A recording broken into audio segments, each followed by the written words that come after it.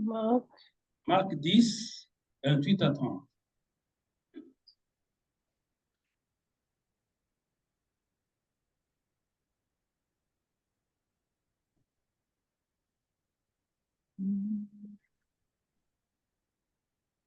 Marc chapitre 10, Verset verset 28 à 30. Je lis au nom de Jésus-Christ.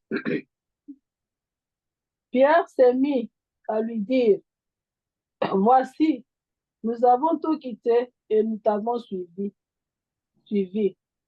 Jésus répondit, je vous l'ai dit en vérité, il n'est personne qui, ayant quitté à cause de moi et à cause de la bonne nouvelle, sa maison, ou ses frères, ou ses soeurs, ou sa mère, ou son père, ou ses enfants, ou ses terres, ne reçoit vos centuples présentement dans ce siècle-ci, des maisons, des frères, des sœurs, des mères, des enfants et des terres, avec des persécutions et, dans le siècle à venir, la vie éternelle. Amen. Merci, maman, pour la lecture. Alors, Pierre demanda, et nous, nous avons tout quitté pour te suivre. Jésus répondit, vraiment, je vous l'assure, si quelqu'un quitte à cause de moi et de l'évangile sa maison, ses frères, ses sœurs, sa mère, son père, ses enfants ou ses terres, il recevra 100 fois plus dès à présent des maisons, de frères, des sœurs, de mères, des enfants, des terres, avec de persécutions, et dans le monde à venir, la vie éternelle. Vous savez, cette histoire commence avec le jeune riche qui est allé suivre Jésus pour lui demander, Seigneur, que dois-je faire? Que faire pour hériter la vie éternelle? Et Jésus lui avait parlé, il lui avait donné certaines choses à faire. Il dit, Seigneur, j'ai déjà fait ça. Et Jésus lui dira, va et vends tout ce que tu as, viens et suis-moi. C'est en ce moment-là que ce jeune homme riche, très riche, était tout triste. Mais vous savez que ces richesses, ça peut être des richesses matérielles, ça peut aussi être des richesses immatérielles. Il y a certaines choses que nous avons en nous que nous n'arrivons pas à abandonner. Il y a une certaine vie que nous avons tellement enrichie, que nous avons tellement chérie. Lorsque l'évangile vient pour te dire abandonne ce style de vie, les gens vont quitter l'église. On dira, le pasteur m'a ciblé. Ce message-là, c'est comme s'il n'avait parlé que de moi. Non. Vous savez, lorsque nous parlons, la Bible dit, c'est poussé par l'Esprit que les hommes ont parlé de la part du Seigneur. Le Saint-Esprit, lorsqu'il donne un message, il le donne pour que l'Église au corps du Christ puisse s'ajuster et marcher dans la voie du Seigneur. Nous sommes là pour marcher dans la voie du Seigneur et non marcher dans notre propre voie. Voilà pourquoi Ésaïe ira plus loin en disant le châtiment qui nous donne la paix est retombé sur le Christ. Pourquoi? Parce que chacun d'entre nous marchait selon ses propres voies. Un désordre total. Mais Christ est venu nous unifier afin que nous puissions tous ensemble, jaune ou rouge, noir ou blanc, grande taille ou petite taille, je ne sais pas de quelle nationalité tu es, il n'y a qu'une seule voie que nous devons tous suivre. Que l'évangile soit prêché en Chine, que l'évangile soit prêché à Dubaï, que l'évangile soit prêché en Afrique, c'est le même évangile, c'est la même voie, la voie du Seigneur. Il était tout triste et il est parti. Et Jésus, c'est là qu'il a dit, il est très difficile pour les hommes riches d'entrer dans le royaume des cieux. Un chameau, il peut facilement y passer. Pourquoi? Parce que les hommes de ce monde, ils ont certaines richesses, non pas seulement matérielles, mais certaines choses qui n'arrivent pas à se séparer. On peut prêcher la personne de se séparer de la boisson. La personne va chercher, et ira vouloir chercher même des versets pour se justifier. Parce qu'il y a des choses que l'homme n'aime pas se débarrasser. Amen. Amen. Et Pierre, comme il était toujours réveillé, il se lève, il pose la question à Jésus.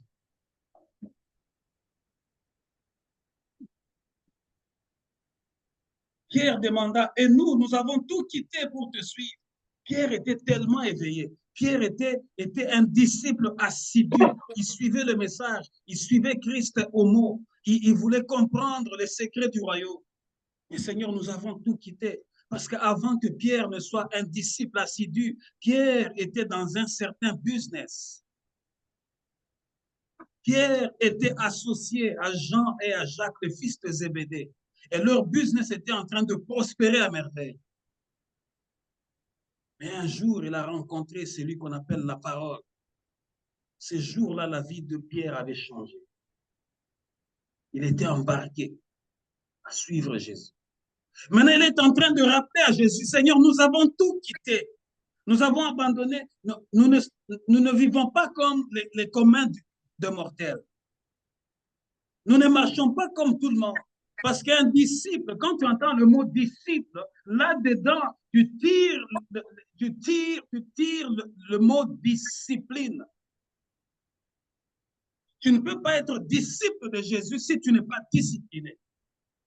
Voilà pourquoi, deux fois, les enfants de ce siècle, ils traitent durement les disciples de Jésus-Christ. Ils nous persécutent par leur façon de nous regarder. Ils nous persécutent par leurs paroles. Parce que nous avons une certaine discipline qui n'est pas comme la leur. Eux, ils vivent dans une certaine légèreté. Ils vivent d'une manière éparpillée. Parce qu'ils ne sont pas encore rentrés dans la voie du Seigneur. Et lorsqu'ils nous observent de près,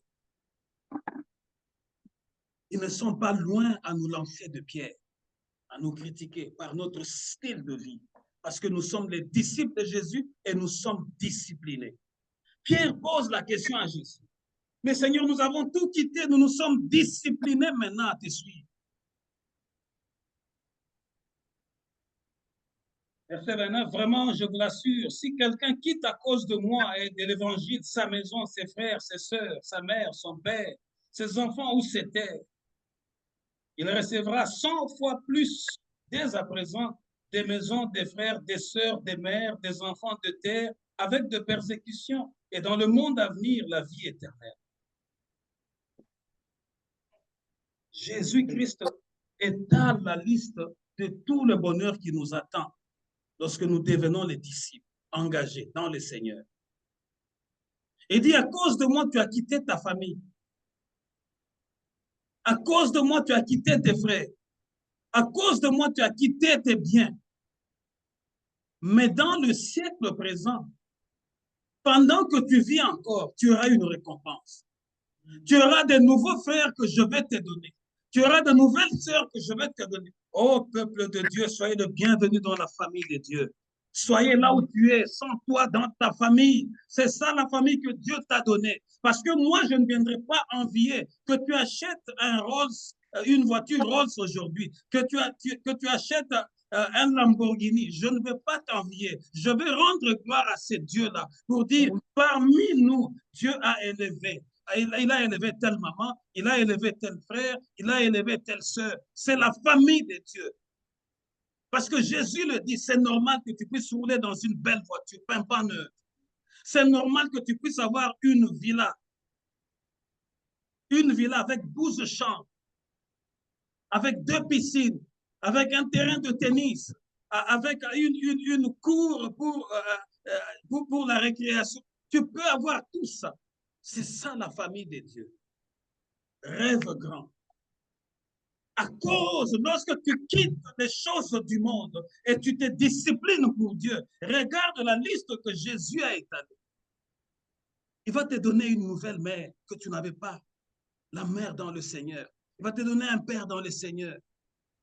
Il va te donner un frère dans le Seigneur. Tu vas commencer à partager tes fardeaux avec ce frère-là. Sens-toi à l'aise dans la maison de Dieu. Oh oui, aujourd'hui, je sais que le monde dira, oui, et quand le frère Patrice avait chanté, je cherchais le monde, je l'ai trouvé dans l'église. Voilà pourquoi il est devenu difficile pour qu'une sœur vienne avec son fardeau pour dire, mon frère, je suis en train de passer de moments difficiles. soutiens-moi dans la prière. Les gens viennent à l'église, mais ils cachent leurs problèmes. Elle a un problème dans son bassin, elle cache. Elle a un problème de rein, elle cache. Elle a un problème d'hypertension, elle cache. Elle a un problème de diabète, elle cache. Elle a un problème de tension, elle cache. Elle a un problème de cancer, elle cache. Mais tout en venant à l'église, jusqu'à ce qu'un jour, vous serez juste surpris que telle sœur ou tel frère est mort. Il est mort de quoi? Mais il venait parmi nous. Mais il avait tout ça en lui caché. Alors que Jésus dit, je te donnerai de nouveaux frères, je te donnerai de nouvelles sœurs, je te donnerai de mères, je te donnerai de pères. Pourquoi? Pour qu'ensemble, étant disciplinés, vous puissiez partager vos fardeaux les uns les autres. C'est ça le secret du royaume. Oui, c'est vrai, chacun prie chez lui, mais c'est aussi bon quand nous sommes en communion. C'est ce que la Bible demande. Parce que lorsque nous sommes en communion, la grâce de Dieu se déverse. Et lorsqu'elle se déverse, la Bible compare ça comme l'huile qui descend sur la barbe d'Aaron et va arroser tous ses vêtements. C'est ça le mystère dans le corps du Christ. Mais lorsque tu vis comme un électron libre, oui, je prie, moi je fais 40 jours, oui, je fais une semaine à sec, c'est bien bon. Mais lorsque tu viens au milieu de tes frères et de tes sœurs, parce que Christ a dit, là où 2 ou 3 sont réunis en mon nom, je suis au milieu d'eux. C'est tout un mystère qui se déclenche. Jésus cite la liste de toutes ces bénédictions. Il dit, il recevra des terres, il recevra des enfants. Voilà pourquoi nous avons beaucoup d'enfants dans le Seigneur, partout dans le monde. Nous avons nos mères dans le Seigneur, partout dans le monde. Nous avons beaucoup de frères et sœurs dans le monde. Mais Christ dit, il y aura aussi des persécutions, c'est normal. Le jour où tu t'engages dans le vrai à servir le Seigneur, tu seras persécuté. Ça sera un signe qui te fera comprendre que je suis dans le bon. Si tu n'as pas encore été persécuté dans ton environnement, dans tes alentours, même dans ta famille, sache que tu n'es pas encore entré dedans. Aujourd'hui, je viens rappeler à ta mémoire, à ta conscience, entre vraiment dedans. Tu vas voir que les cancrelats vont sortir. Ça sera comme tu as pompé l'insecticide dans la maison. Ils vont sortir, ils ne viendront pas de loin. Jésus cite la liste de toutes ces choses. Il dit, non seulement qu'il sera béni, mais dans le monde futur, il aura la vie éternelle. Quel bonheur nous avons. Non seulement que Jésus nous promet toutes ces choses pendant que nous sommes sur la terre, afin de marquer un peu la différence que Dieu est en train de nous dire dans le livre de Malachie, de marquer la différence entre nous et ceux qui ne le connaissent pas, mais par surcroît, nous avons déjà une vie éternelle. J'ai toujours dit, partout où je suis allé prêcher, partout, que ce soit en Afrique quand j'étais encore là-bas, j'ai toujours dit, attention, la vie éternelle ne se prépare pas après la mort. La preuve, Jésus est en train de nous montrer. La vie éternelle se prépare pendant que tu vis encore. Ce n'est pas quand tu es mort, on amène le cercueil là, tout le monde en procession de marche, tout le monde en train de faire le saint parce que tu es mort et le prêtre est en train de jeter l'aspersion. C'est inutile. C'est une perte de temps. You're wasting your time. Et pendant que la personne était vivante, qu'elle devait se connecter à Dieu, à la grâce de Dieu, afin que ce jour-là, lorsqu'elle est dans le casquette, comme les anglophones disent, que lorsqu'il est dans le cercueil, que les saints qui sont restés commencent à rendre grâce à Dieu. Parce qu'il dit, voici un général qui rentre à la maison. Voici un enfant de Dieu qui rentre dans la maison. Mais pendant que tu étais vivant, tu étais dans ta sorcellerie, tu étais dans ta magie, tu étais dans ton impudicité, mais le dernier jour, on amène le corbillard à l'église et les prêtres sont là en soutane. Waste of time. Waste of time. Et après, ils vont faire une homélie pour dire, ah, notre frère est devenu saint, prions la Vierge Marie. C'est des choses fabriquées qui n'existent même pas dans la Bible. Votre serviteur que je suis, modestement, je peux vous dire, lorsque les serviteurs, mes papas dans le Seigneur, ont découvert que j'ai quelque chose du Seigneur, ils ont dit, cet enfant, non seulement il est intelligent, oui, il a un domaine qu'il a fait pour les choses du monde, c'est un ingénieur. Mais, comme nous voulons lui consacrer dans les choses de Dieu, nous devons l'envoyer étudier une théologie intensive. Afin que lorsqu'il peut se tenir devant un ministre, il parlera avec assurance. Il peut se tenir devant un homme de la rue, il parlera avec assurance. Parce qu'il sait ce que la théologie est en train d'expliquer. Il parlera avec des arguments solides et il sera lui-même solide dans sa foi. Je ne viens pas vous parler des choses que j'invente. Bibliquement parlant, tout ce que vous êtes en train d'aller faire dans ces choses-là n'existe pas dans la Bible. C'est des choses que les hommes du monde ont inventées, des théories inventées. Et voilà pourquoi j'ai toujours dit, et même les ingénieurs, tu vas les voir un peu prostrés dans ces choses-là. Ils sont tout simplement envoûtés. Jean chapitre 20, versets 19 à 21.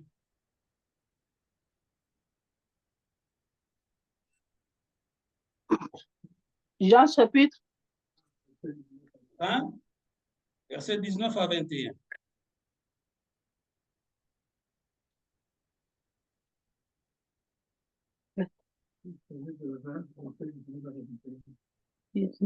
Jean chapitre 20, verset 19 à 21, j'ai lu au nom de Jésus-Christ. Amen. Le soir de ce jour, qui était le premier de la semaine, les portes du lieu où se trouvaient les disciples étaient fermées à cause de la crainte qu'ils avaient des Juifs. Jésus vint, se présenta au milieu d'eux et leur dit, « La paix soit avec vous. » Et quand il lui dit cela, il leur montra ses mains et son côté. Les disciples furent dans la joie en voyant le Seigneur. Jésus leur dit de nouveau, « La paix soit avec vous. Comme le Père m'a envoyé, moi aussi je vous envoie. » Amen. Amen. Ce même dimanche, dans la soirée, les disciples étaient dans une maison dont ils avaient verrouillé les portes parce qu'ils avaient peur des chefs des Juifs. Vous voyez, le verset 19 ici est en train de rappeler ce que Jésus a dit, a répondu à Pierre. En répondant à Pierre, il répondait à tous les disciples qui étaient là et il nous répondait, nous, de cette génération. Vous voyez, au verset 19, on dit, les disciples étaient dans une maison, mais ils avaient verrouillé les portes. Pourquoi? Par peur de la persécution. Parce que tout le monde était en train de les cibler. Ils étaient des agents, ils étaient ciblés par tout le monde. Ils représentaient une menace. Voilà pourquoi ils se sont regroupés entre eux et enfermés en un même lieu. Mais Jésus-Christ étant ressuscité, il a voulu leur donner l'espoir que non, votre espérance n'est pas vaine. Vous ne m'avez pas suivi en vain.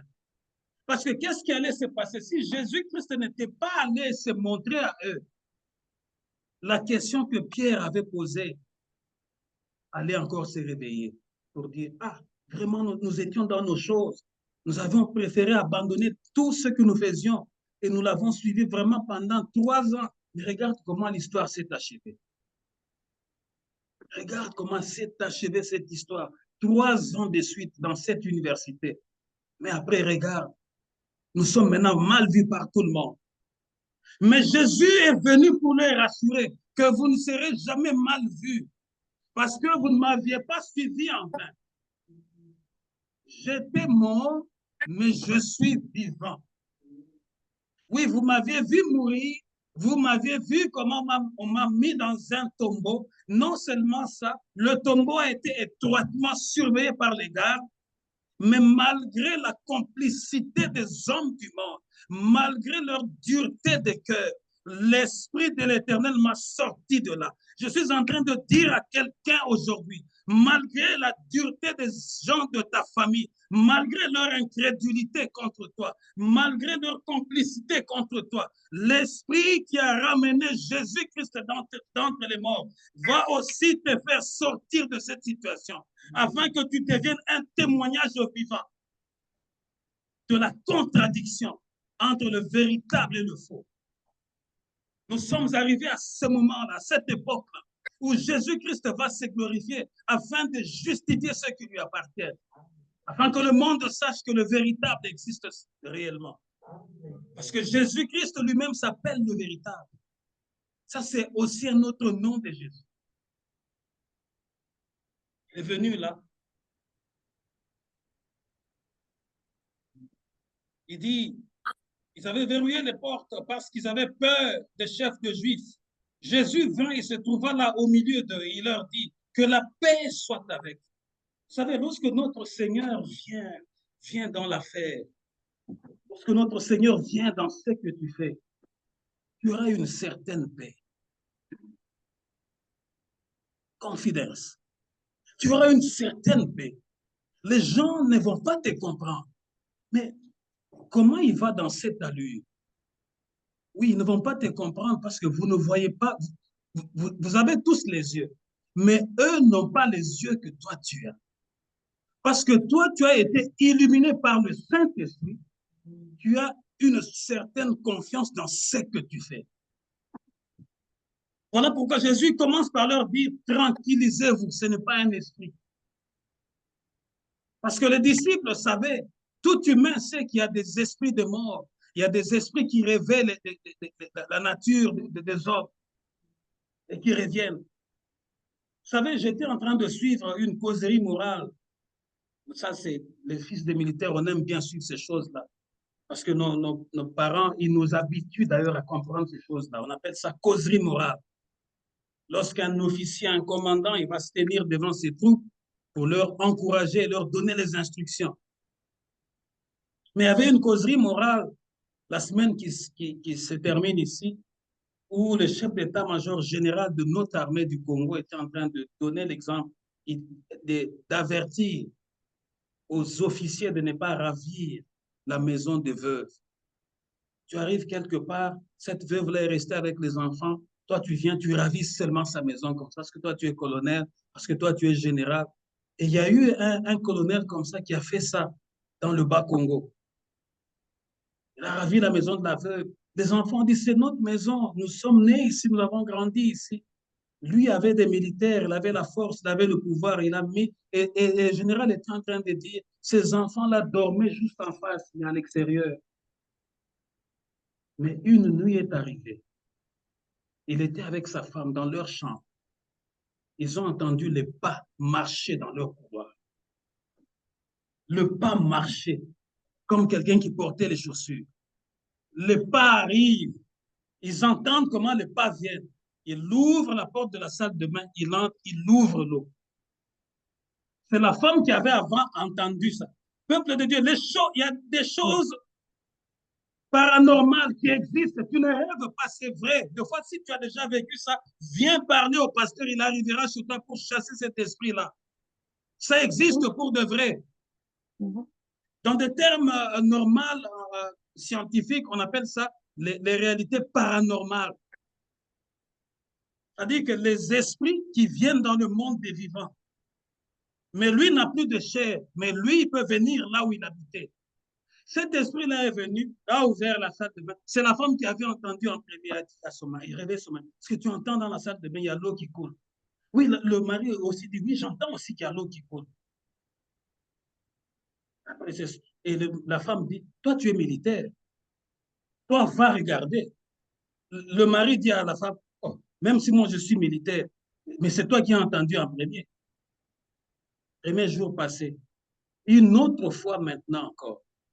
Les mêmes pas venir, passer dans le couloir, entrer dans la salle de bain, ouvrir l'eau. Cette fois-là, c'est le colonel qui avait entendu en premier. Il se réveille. Et quand l'eau a coulé, avant de se réveiller, l'eau a coulé, a coulé, a coulé. Après, le robinet a fermé. Après, ils ont entendu la porte de la salle de bain se fermer. Après, ils ont entendu le pas partir. Le colonel a quand même pris son courage. Il est allé, il a vu effectivement, il y avait l'eau dans la salle de bain. Il a regardé, il a vu qu'il y avait les pas sur le carreau. Il a suivi les pas juste presque dehors. Il est rentré dire à sa femme, sortons. Le général a dit, la même nuit, ils sont sortis de cette maison. Est-ce que je parle à quelqu'un aujourd'hui? Amen. Nous venons dans l'église de Dieu. Des fois, tu vois des choses qui sont... Toi, tu penses que tu es en train de... Tu ne rêves pas. Le monde spirituel existe dans le vrai. Voilà pourquoi lorsque Christ est venu là, pour leur assurer que ce n'est pas un fantôme, il leur a dit, la paix soit avec vous. Shalom. C'est ça notre salutation en tant qu'enfant de Dieu, la paix. Nous nous rassurons.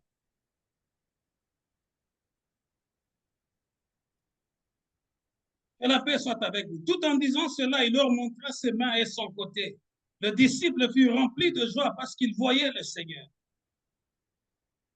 Verset 21, que la paix soit avec vous, leur dit-il de nouveau.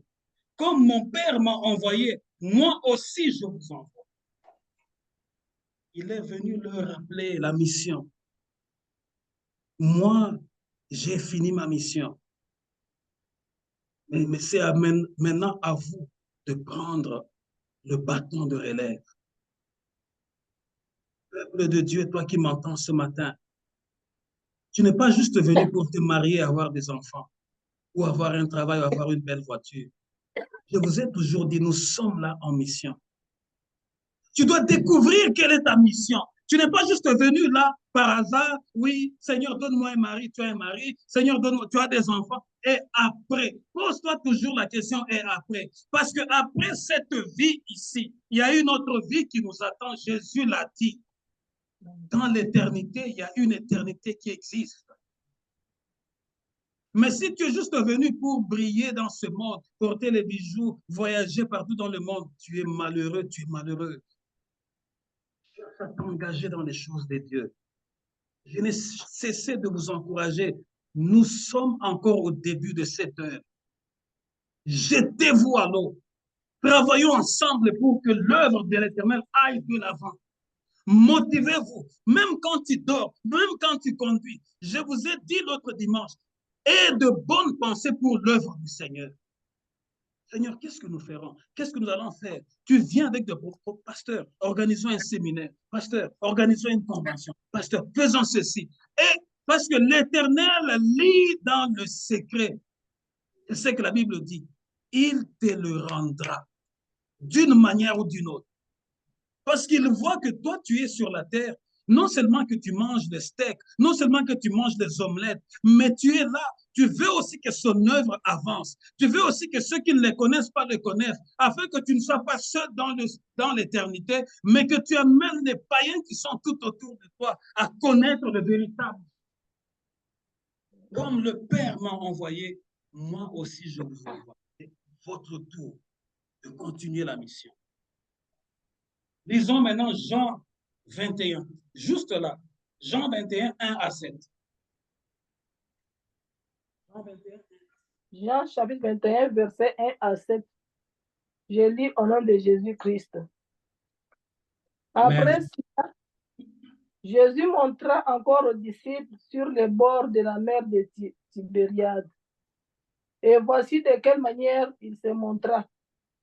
Simon-Pierre, Thomas, appelé Didyme, Nathanaël de Cana en Galilée, les fils de Zébédée et deux autres disciples de Jésus étaient ensemble.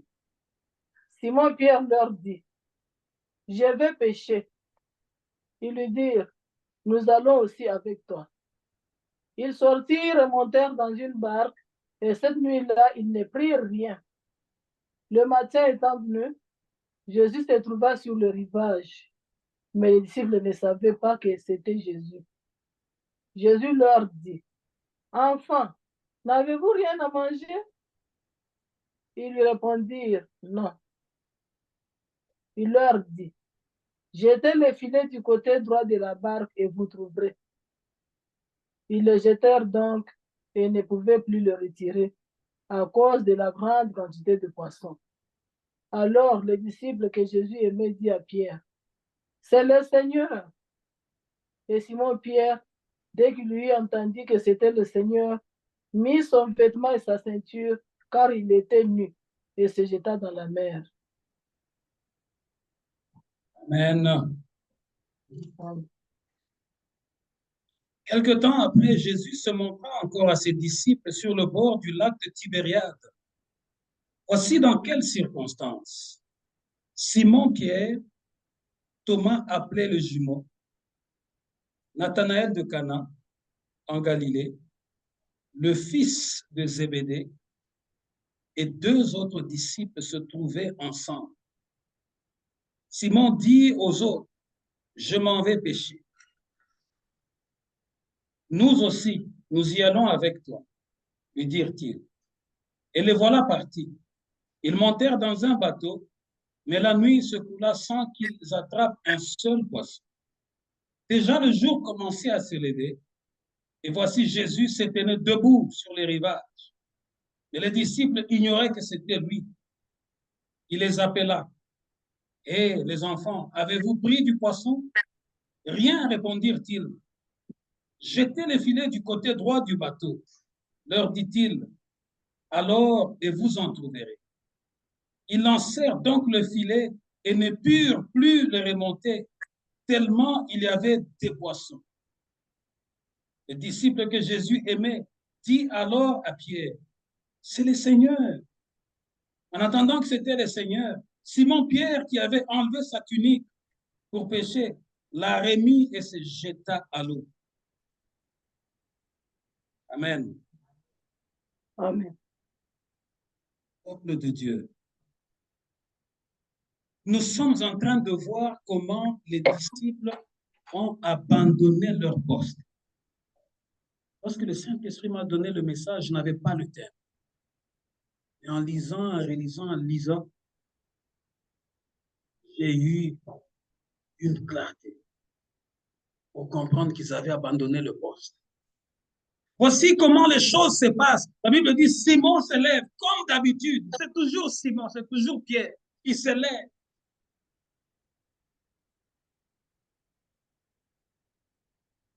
Il dit, Simon-Pierre, Thomas appelé le jumeau, Nathanaël de Cana en Galilée, les fils de Zébédée et 2 autres disciples se trouvaient ensemble. Verset 3. Simon-Pierre dit aux autres, je m'en vais pêcher. Simon était un influenceur. S'il vivait dans notre génération d'aujourd'hui, Simon allait être un très grand influenceur. Rien que par sa parole. Voyez comment il se comportait avec le Christ. Voilà pourquoi il était vraiment close, il était proche de Jésus. Il avait de l'influence de Dieu. Aujourd'hui, il y a des gens qui, dans leur profil, ils ont 300 personnes qui les suivent, ils ont 500, ils ont 1000. Mais ils sont influenceuses dans le mal. Ils sont influenceurs dans le mal. Simon était influenceur. Il dit, je m'en vais pêcher. Rien qu'en sortant cette phrase, 6 autres personnes ont accepté. Rien qu'en sortant cette phrase, il a embarqué avec lui 6 autres personnes. 7 disciples ont déserté pour aller à la pêche. Vous voyez là où le problème commence? La désertion a commencé rien que par une phrase. Je m'en vais pêcher. Pourquoi? Parce qu'il se disait, oui, nous l'avons vu, mais après, qu'adviendra-t-il de nous? Il nous a dit que la paix soit avec vous. Comme le Père m'a envoyé, je vous envoie. Et comment allons-nous commencer? Par où allons-nous commencer? C'est peut-être la question que tu t'es toujours posée. Tu désires servir l'Éternel dans cette œuvre, dans cette mission que Dieu nous a donnée. Je vous ai toujours dit, ce n'est pas mon œuvre, c'est l'œuvre du Seigneur. Tu t'es toujours posé la question, mais qu'est-ce que je ferai? Lève-toi aujourd'hui avec ta voix. Lève-toi aujourd'hui avec tes faibles moyens. Lève-toi aujourd'hui avec ce que Dieu a mis en toi. Dieu regarde le faible commencement. Est-ce que je parle à une âme aujourd'hui? Est-ce que je parle à quelqu'un aujourd'hui? Dieu regarde les faibles commencements. Il ne faut pas attendre quand il y aura 100, 200, 300 personnes pour dire tout le monde a dit oui, mais qu'est-ce que tu as fait? Où étais-tu avec ce que Dieu avait mis en toi? Ne sois pas seulement une historienne pour écrire l'histoire, mais sois un acteur, une actrice pour dire Seigneur, je me jette à l'eau dans cette œuvre. J'ai des amis, j'ai des enfants qui sont encore incrédules, qui vivent peut-être des situations qui sont un peu difficiles que ma situation à moi. Pourquoi ne pas les amener qu'ensemble nous allons nous jeter aux pieds du Seigneur et pleurer devant Dieu, ces dieux-là. Nous venons ici tous pour pleurer devant ces dieux-là, afin qu'ils puissent avoir pitié de nous. Nous ne venons pas, ce n'est pas un business. Je me rappelle quand je venais d'arriver à Ottawa, mon épouse qui me conduisait pour que je découvre la ville, il m'amène quelque part. Moi, sachant qui je suis, je sais que je suis en mission sur la terre. J'ai saisi l'opportunité pour parler à ce couple-là, parler à cet homme-là. Écoute la réponse de cet homme, il dit, ah, le pasteur, vous autres, l'église, c'est un business. Tu vas voir, on va commencer à faire des retours d'impôts pour votre église, tout ça, tout ça. Regarde, toi, tu lui parles simplement de Jésus. Regarde là où son intelligence va se loger. Son intelligence va se loger dans le matériel. Peuple de Dieu, Jésus ne nous a pas dit ça. Jésus nous a dit simplement, cherchez premièrement le royaume. Le matériel viendra de lui-même. Est-ce que quelqu'un veut être guéri ce matin? Est-ce que quelqu'un veut être guéri ce matin? L'Esprit du Seigneur est en train de me dire quelque chose. Tu veux que cette maladie-là te quitte? Jette-toi dans l'œuvre du Seigneur. Tu vas voir toi-même ce que l'Esprit du Seigneur, il va te démontrer dans le calme, dans la paix. Cette chose-là qui trouble ta santé va s'en aller très loin. Cette chose-là qui est comme une barrière va s'en aller très loin. Mais ça dépend de ton cœur. N'alourdis pas ton cœur, toi qui écoutes ce message. La chose que tu désires, tu veux être parmi les meilleurs dans ce monde, tu veux être celui-là, Dieu est capable de te le donner. Mais n'abandonne pas le poste. Rien que par une seule parole, il a influencé les autres, ils sont allés.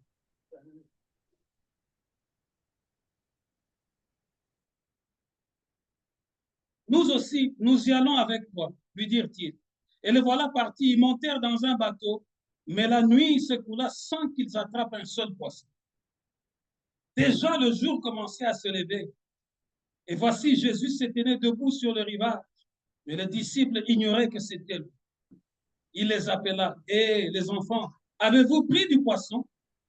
Rien, répondirent-ils. Je m'arrête un peu là. Pierre, l'influenceur, sa profession, si à leur époque ils avaient une carte de profession, comme peut-être nous aujourd'hui, si tu pars quelque part et une barrière, on te demande la carte, tu ouvres ton sac, tu montres, ah, on ouvre la barrière, tu passes.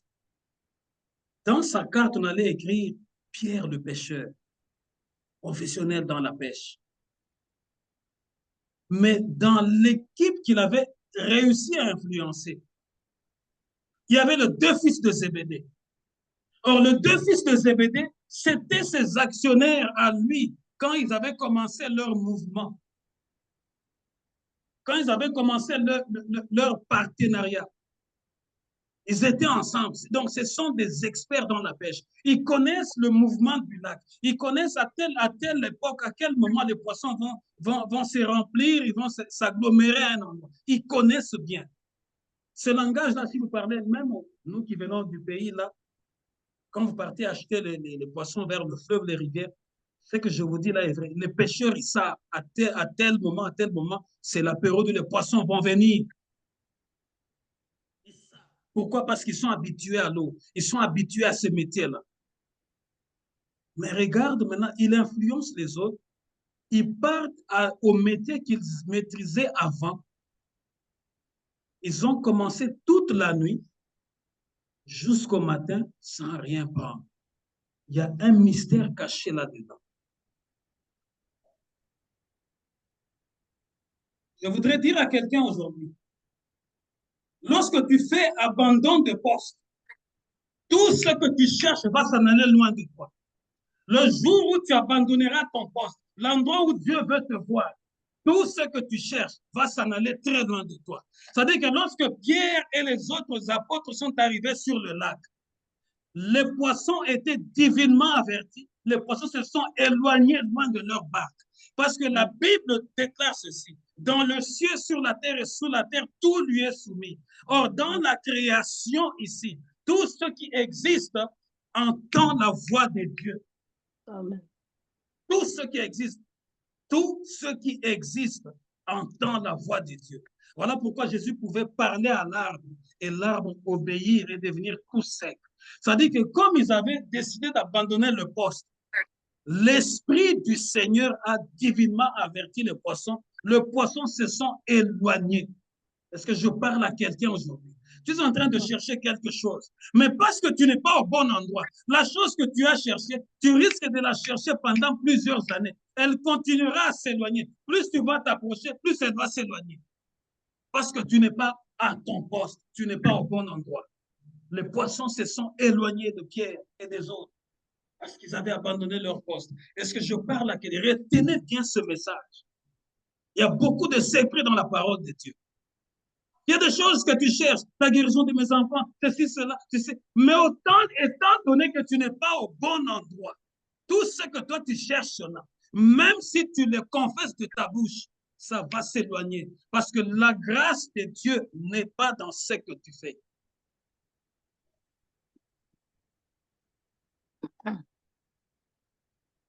Et les enfants, avez-vous pris du poisson? Rien, répondirent-ils. Jetez les filets du côté droit du bateau, leur dit-il, et vous en trouverez. Ils lancèrent donc les filets et ne purent plus les remonter tellement il y avait de poissons. Vous voyez, quand le Fils de l'homme est arrivé, il était de l'autre bord. Il les a vus peiner parce que rien ne lui est caché. Il connaît toutes choses. Ils ont peiné toute la nuit.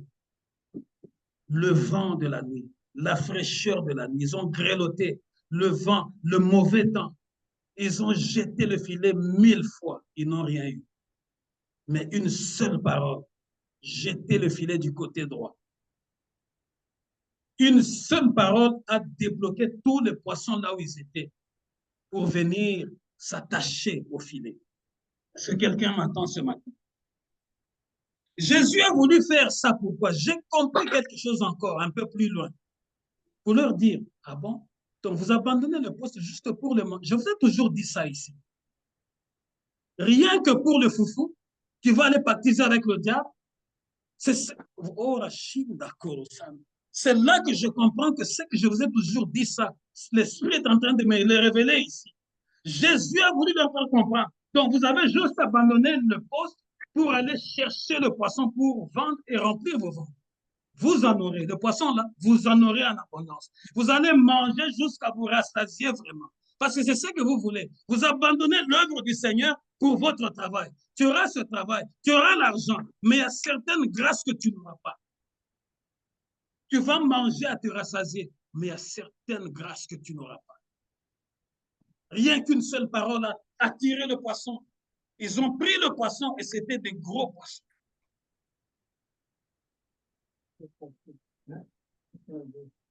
Ils lancèrent les filets, jetez les filets du côté droit du bateau, leur dit-il, et vous en trouverez. Ils lancèrent donc le filet et ne purent plus le remonter tellement il y avait de poissons.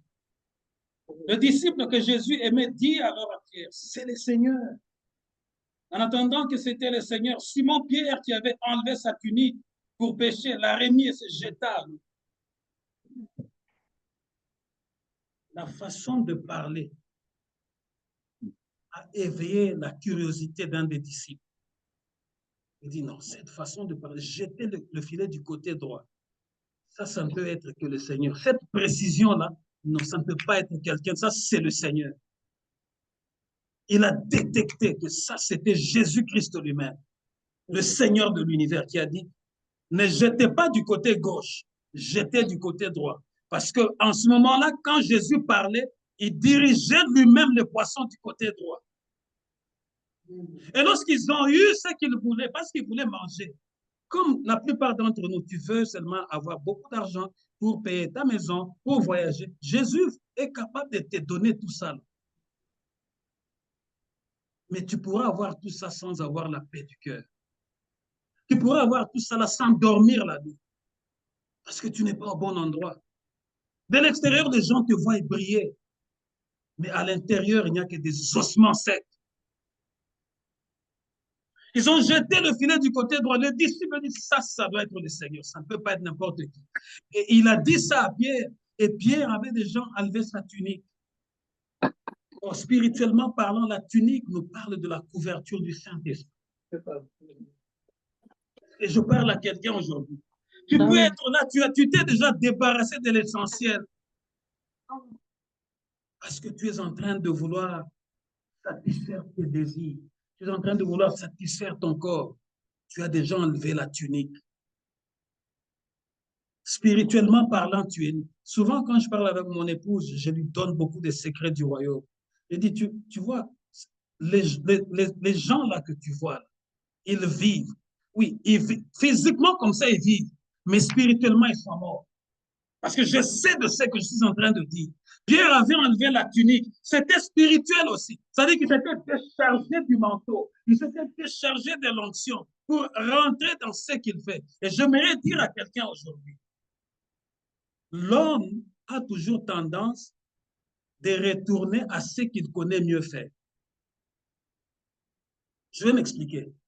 L'homme, la nature de l'homme a toujours tendance de rentrer dans ce qu'il connaît mieux faire.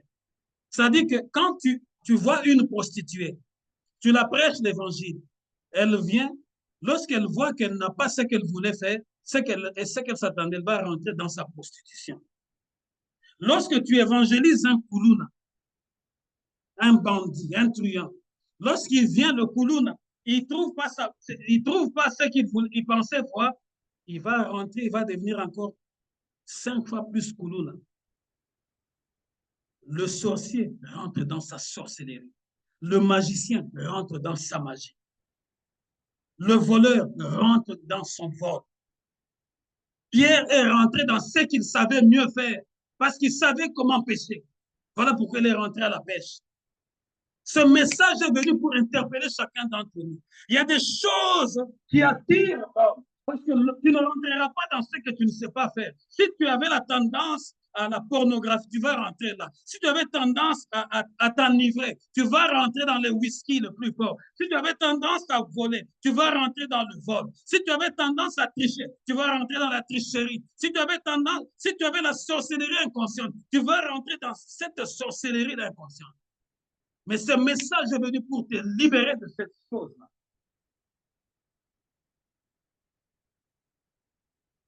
Le sorcier rentre dans sa sorcellerie. Parce qu'il connaît mieux comment voler la vie pour aller faire causer du tort aux autres. Pierre aussi est rentré dans ce qu'il savait faire. Et Jésus l'a suivi là-bas pour lui dire, Pierre, tu n'es pas au bon endroit. Regarde, tu t'es déjà débarrassé de ta tunique, de ton revêtement spirituel pour devenir comme tout le monde. Non, Pierre, tu n'es plus comme tout le monde. Est-ce que je parle à quelqu'un aujourd'hui? Depuis le jour où tu as donné ta vie à Jésus, depuis le jour où tu reçois certains messages de la part de l'homme de Dieu, sache qu'il y a quelque chose qui nous a mis ensemble. Je n'ai jamais et je ne flatterai personne pour l'évangile. Je te dis ce que l'Esprit me dit de te dire. Parce que j'ai mis ma confiance en Jésus. Seul avec Jésus, je vais toujours triompher. Parce que ma vie n'est pas entre les mains des hommes, mais ma vie est entre les mains du Seigneur. Voilà pourquoi je cherche à tout moment à être bien avec ce Seigneur-là, que d'être dans les regroupements inutiles de ces hommes qui ne sont que des pourritures à l'intérieur. Bien qu'ils se réunissent, bien qu'ils aient des gens qui viennent le voir, mais spirituellement parlant, ils n'ont pas la tunique. Mais comment je vais aller me confondre avec des incirconcis comme ça?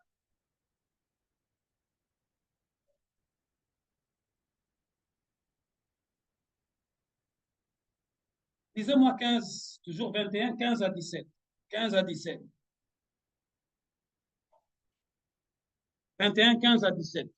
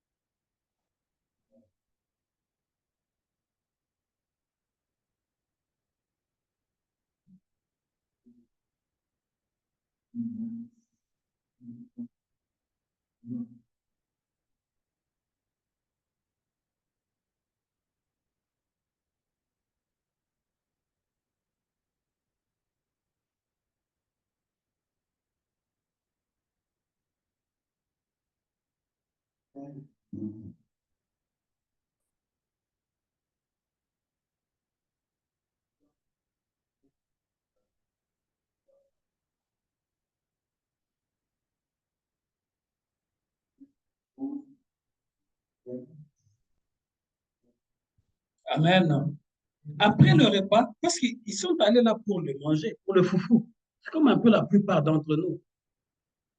Quand c'est la fête, oui, tu vas te mettre vraiment très belle, très beau, tout ça là. Tu vas aller manger ce foufou-là, tu vas aller manger ce samoussa-là. C'est juste pour 2 heures du temps. Jésus va t'en donner pour que tu te remplisses. Mais après qu'ils eurent mangé ce repas-là, Jésus s'adressa à Simon-Pierre, parce que Jésus voulait faire quelque chose en Pierre. Simon, fils de Jean, m'aimes-tu plus que l'éléphant ceci? Oui, Seigneur, répondit-il, tu connais mon amour pour toi. La Bible nous dit que lorsque Jésus-Christ est allé vers les disciples, lorsqu'il était au large de cette rive-là, c'était pour la 3e fois que Jésus-Christ leur apparut. C'était pour la 3e fois. La 3e fois. Mais maintenant, Jésus, sachant qu'il va quitter le monde physiquement, il veut rappeler à Pierre les promesses qu'il lui avait faites. Suivez-moi très bien. C'est pour la 3e fois qu'il leur apparaît. Mais la première question, il pose à Pierre, m'aimes-tu plus que ceci? Parce que Christ voulait rappeler à Pierre les promesses qu'il avait faites sur lui. Jésus dit ceci. Simon, fils de Jean, m'aimes-tu plus qu'un éléphant ceci? Oui, Seigneur, répondit-il, tu connais mon amour pour toi. En fait, quand Jésus a dit ça, pour la première fois, Jésus voulait lui rappeler la promesse qu'il lui avait dite dans le livre de Matthieu. Le jour où Jésus-Christ a croisé Pierre, suivez-moi très bien, le jour où Jésus-Christ a croisé Pierre, Jésus lui a appelé et dit, Simon, fils de Jonas, on t'appellera désormais Pierre. Pierre qui veut dire Céphas, ou en hébreu, Pierre qui veut dire rocher. Jésus voulait lui rappeler cette promesse. Il dit, Simon, tu es le fils de Jean, mais désormais on t'appellera Pierre, c'est-à-dire un rocher. Jésus voulait lui rappeler ce qu'il lui avait donné comme promesse. Il dit, moi je t'ai rencontré, tu es dans ton métier de pêche, mais désormais je ferai de toi un pêcheur d'hommes. Jésus a voulu lui rappeler cette promesse-là. Quand Dieu te fait une promesse, ce n'est pas en vain que cette promesse-là existe. Le Saint-Esprit viendra de temps en temps te rappeler ce que Dieu t'avait dit. Jésus avait juste voulu ramener la conscience de Pierre, ouvrir son intelligence spirituelle. Ça, c'est la première fois. Pour lui rappeler, Simon, n'est-ce pas, je t'avais dit que je ferai de toi désormais un pêcheur d'hommes. Donc, tu n'es plus comme tous les autres hommes. Toi, ta mission à toi maintenant, c'est d'aller pêcher les hommes du monde et les ramener dans le royaume.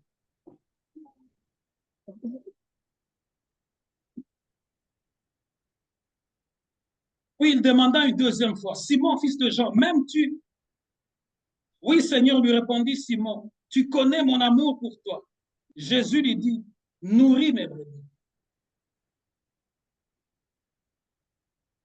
Une 2e fois, Jésus veut rappeler à Pierre la promesse.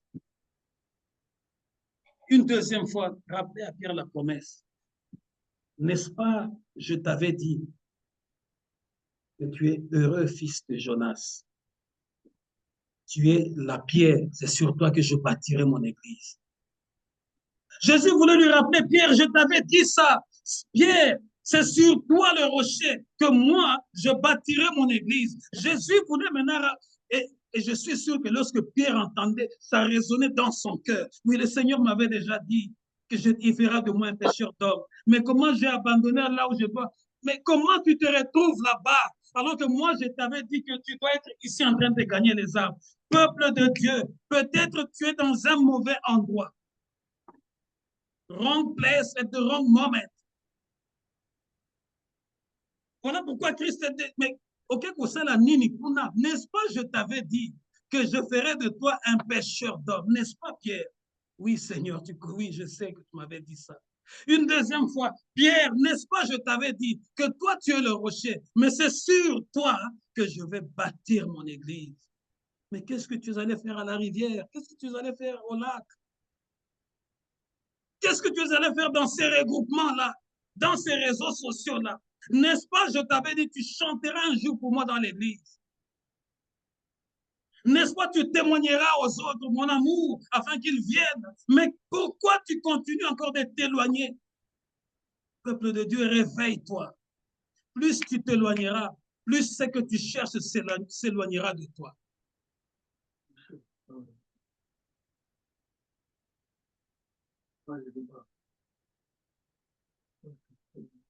Nourris mes brebis.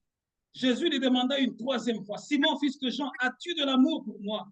Pierre fut peiné car c'était la troisième fois que Jésus lui demandait, as-tu de l'amour pour moi? Il lui répondit, Seigneur, tu sais tout. Tu sais que j'ai de l'amour pour toi. Jésus lui dit, prends soin de mes brebis. Pierre, n'abandonne pas le poste. Prends soin de mes brebis. Je t'avais dit que tu seras un pêcheur d'hommes. Je t'avais promis que c'est sur toi que je vais bâtir mon église. N'est-ce pas, je vous avais dit, une fois tu as posé la question, Seigneur, nous avons tout abandonné pour te suivre. Qu'en sera-t-il pour nous? N'étais-je pas dit que lorsque le Fils de l'homme siégera dans son royaume, vous aussi le 12, c'est la promesse la plus encore fiable qu'il a faite. Rien que par la question de Pierre, écoutez, suivez-moi très bien, rien que par la question de Pierre, ça c'est dans le livre de Matthieu, Jésus a donné une promesse pour les autres disciples. Parce que Jésus lui a dit, Pierre, oui, cette question-là, tu as tout abandonné pour me suivre. Mais lorsque le nouveau monde viendra, le jour de la nouvelle renaissance, lorsque je siégerai sur mon trône de gloire, vous aussi, les 12 disciples, vous siégerez sur le 12 trône afin de juger les 12 tribus d'Israël. Cette promesse-là est écrite aussi dans les livres de théologie. Une promesse fiable que Jésus a donnée rien que par la demande de Pierre. Les autres disciples ont bénéficié d'une promesse durable et éternelle. Jésus a dit, à la fin du monde, je serai sur mon trône de gloire. Mais vous, le 12, vous allez siéger sur 12 trônes. Une promesse irréversible. Jésus a voulu rappeler ça, n'est-ce pas? Je vous avais dit, vraiment à la fin, Pierre, vous aurez à manger, vous aurez des maisons, mais à la fin, lorsque je serai assis sur mon trône de gloire, il y aura aussi 12 trônes pour vous. Jésus a voulu le lui rappeler. Jésus a voulu te rappeler à la mémoire de Pierre. Pierre, comme le Père m'a envoyé, moi aussi je vous envoie. Pierre, tu étais au mauvais endroit. Tu as abandonné ton poste. Maintenant, nous voulons entrer en prière. Nous voulons entrer en prière. Je ne sais pas à quel endroit tu te trouves. Physiquement, tu peux être à Ottawa, tu peux être à Orléans, mais spirituellement, tu es loin de la grâce de Dieu. Tu peux être à Québec, tu peux être à Washington, tu peux être n'importe où. Mais spirituellement, tu es délocalisé de la grâce de Dieu. Vous savez, 3 fois, Pierre avait nié Jésus. Mais 3 fois, Jésus a voulu ramener à la mémoire de Pierre les promesses sûres, fiables, éternelles qu'il lui avait données. Je veux qu'on entre en prière. Commence à prier là où tu es. Et ça doit être une prière sincère. Répands-toi s'il faut te repentir. Seigneur, à mettre wrong place. J'ai toujours fui ta présence pour abandonner le poste, pour aller faire plaisir aux hommes du monde. Moi, mes dimanches à moi, c'est le jour où je sors pour faire de laundry, pour nettoyer les vêtements. Mais alors que Dieu a dit, vous sanctifierez le sabbat, le jour du Seigneur. Au lieu d'apprêter tes enfants, de t'apprêter, d'aller vers le Seigneur qui te donne ce que tu as là. Oui, le manger là, tu vas le manger. Le lait, tu vas le boire. Mais il y a certaines choses qui vont s'éloigner de toi. Ce message est venu pour révéler la conscience de quelqu'un parmi nous. Commence à prier sincèrement. Dis au Seigneur, Seigneur, pardonne-moi. Je me suis éloigné comme Pierre, mais tu es encore venu auprès de moi ce dimanche, 21e jour du mois d'avril. Ce n'est pas en vain que Dieu appelle à ta conscience. Ce n'est pas en vain que Dieu te donne ce message, parce que Dieu veut faire quelque chose. Tu as longtemps pleuré pour ceci, tu as longtemps pleuré pour cela, mais considère, es-tu au bon endroit ou bien tu as déjà fait une désertion? Abandon de poste. Oui, c'est vrai, le message aujourd'hui par Internet arrive dans ta maison. Le message arrive dans ta salle de bain. Le message arrive dans ta chambre.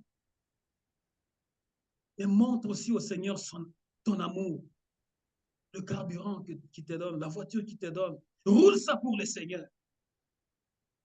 L'argent qui te donne. C'est ton cœur qui donne. Je ne viens pas pour vous exploiter.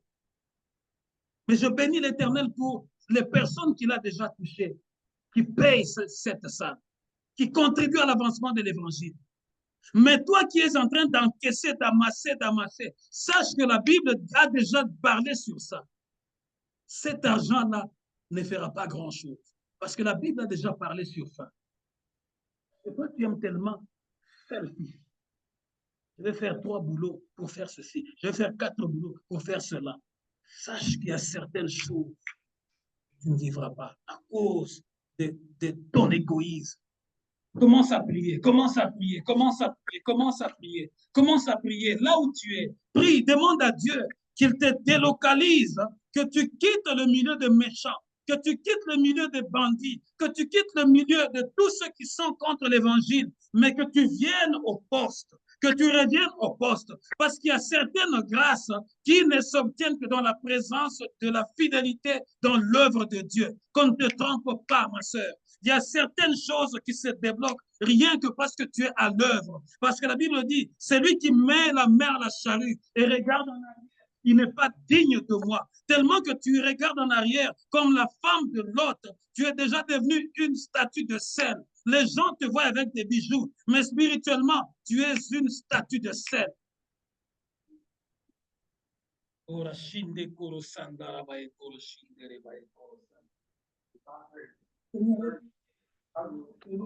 Aie pitié de nous, Seigneur, aie pitié de nous.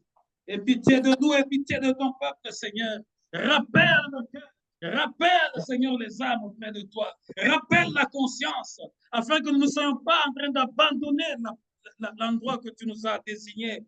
N'abandonnons pas le poste, Seigneur, mais que nous soyons là, jusqu'à ce que tu reviennes.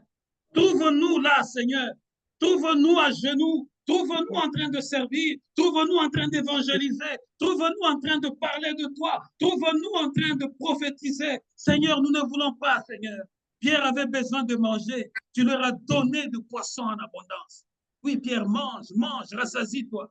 Mais après de manger, tu lui as rappelé. Tu lui as rappelé. Je ne sais pas, Seigneur, notre Dieu, parmi nous, il y a des gens qui aiment tellement s'enrichir, s'embellir. Oui, Seigneur, tu leur as donné. Il y a une grâce qui va les échapper parce qu'ils ne sont pas au bon endroit. Ils sont tellement attirés au matériel, attachés aux choses de la terre, ces choses qui vont rester, qui vont pourrir comme la terre, au lieu d'entretenir leur vie spirituelle afin de monter avec toi dans ta félicité. Seigneur, merci. Merci, Éternel, pour ce message. Merci de nous parler. Merci de nous interpeller. Merci de nous guider. Merci de nous rafraîchir la mémoire. Merci d'éveiller notre conscience. Merci de libérer celui, celle qui est et de nous mettre sur le chemin du salut. Dans le nom puissant de Jésus. Père éternel, merci pour ce message. Mon cœur est tellement rempli de joie. Mon cœur est tellement rempli, Seigneur, rempli de toi. Ce message n'est pas sorti en vain. C'est parce que tu as un peuple à Ottawa, un peuple à Toronto, un peuple partout aux États-Unis, un peuple partout, Seigneur, à Gatineau, que tu veux corriger. Seigneur, oui, nous cherchons. Plusieurs ont 2 ou 3 travails parce qu'ils s'intéressent aux choses de ce monde. Comment paierai-je le loyer? Pierre aussi s'était posé cette question. Voilà pourquoi il a dit, je m'en vais pécher. Non seulement lui-même, mais il a entraîné avec lui les autres. Seigneur, parmi nous, il y a ceux qui ont de l'influence pour entraîner les autres dans le mal. Entraîner les autres, Seigneur, dans le colportage. Entraîner les autres dans des choses immondes, impures. Au lieu de les entraîner dans les choses qui vont les amener à l'éternité. Je prie pour que ce masque-là tombe et qu'ils redeviennent les personnes que tu les avais créées et destinées pour ta gloire. Je prie pour que les oreilles qui étaient bouchées se débouchent. Je prie pour que la sémence de ténèbres qui était dans leur cœur soit brisée par ta parole qui est une épée, Seigneur notre Dieu, plus tranchante qu'aucune épée de ce monde. Je prie, Seigneur notre Dieu, qu'il y ait une révolution dans leur cœur, qu'il y ait une révolution, qu'il y ait un renouvellement, Seigneur notre Dieu, qu'il y ait un renouvellement de cœur et de pensée. Je prie, Seigneur, pour qu'il y ait de disciples, que tu fasses de chacun d'entre nous des disciples. Pierre t'avait nié 3 fois. Et par 3 fois, tu lui as rappelé les promesses sûres et certaines que tu lui avais données. Je prie, Seigneur notre Dieu, afin que tu relèves, que tu bénisses, et que nous ne puissions plus nous éparpiller, que nous puissions suivre la seule voie que tu nous as montrée, la voie du salut. Ce n'est pas en vain que tu es allé à la croix. Ce n'est pas en vain que tu es ressuscité le 3e jour. Seigneur, le jour de Pâques, ce n'est pas seulement le jour de crier Jésus est ressuscité, manger, boire entre amis ou dans nos familles. Mais ce jour-là nous rappelle aussi que nous sommes sur la terre en mission. Voilà pourquoi tu as rappelé à Pierre, Pierre, n'étais-je pas dit que je ferais de toi un pêcheur d'hommes? N'étais-je pas dit que c'est sur toi que je bâtirai mon église? N'étais-je pas dit que ce jour-là, vous siégerez sur le 12 trône? Oui, Père, il y a des récompenses pour chacun d'entre nous, pourvu que nous ne puissions pas lâcher. Je prie pour que cette assemblée se tienne debout. Quel que soit le vent, quelle que soit l'agitation, garde ton peuple, Seigneur, et multiplie-nous, Seigneur, dans ta volonté. Je bénis la semaine de chacun d'entre nous. Précède-nous, Seigneur, dans ce que nous sommes en train de faire. Oui, Seigneur, nous travaillons pour un petit temps. Nous prions que tu nous bénisses dans notre travail et que ce travail puisse bénir aussi ton œuvre. Que la maladie s'éloigne, que la pauvreté s'éloigne, que le pleur s'éloigne, que le cri s'éloigne. Au nom puissant de Jésus, nous avons ainsi prié. Amen. Acclamons l'Éternel. Bon dimanche à tous, que Dieu vous bénisse. Amen. Amen.